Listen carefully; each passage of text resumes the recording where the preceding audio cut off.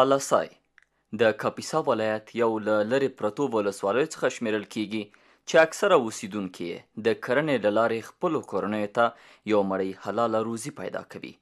د دې ولسوالۍ بزګرانو په وینا د نورو کرنیزو ستونزو سربیره د بذري تخم نشتون د نباتي ناروغیو لپاره د اړتیا وړ درمل او وچکالي هغه ستونزې دي چې کرنیزې چارې اغیزمنې کړي دي.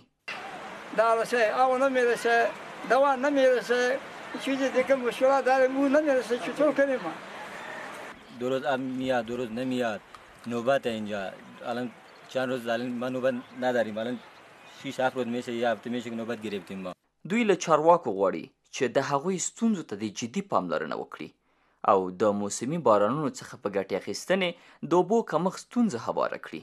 برای آبی که همین طول 3 ماه بهار به طرف دند نغلو پاکستان می رود. برای از این ذخیره آب، ذخیره دند برای از ضرورت است. وقتی که ذخیره شود برای 3 ماه برای ولسوالی تگاو هم بحث میکند.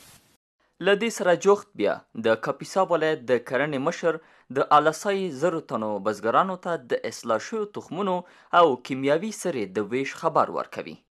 مونږ ښه پوره پام لرو، د خپل د امارت طرف نه کوشش ورته کوو او د مؤسساتو د لارې نه انشاءالله زموږ کوششونه روان دي او تاسې هم مشاهده کوئ چې روزمره د نورو ولسوالیو په نسبت آلاسای تګاب کې موږ د مؤسساتو توزیع هم ډېره لرو.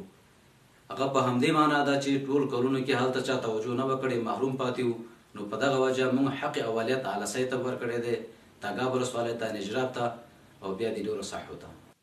آلاسای ولسوالۍ د مرکز پرته 2 لویې درې لري چې اشپې او اسکین دي، چې اسکین دره د اشپې درې پرتله د اوبو له کمښت سره مخ ده.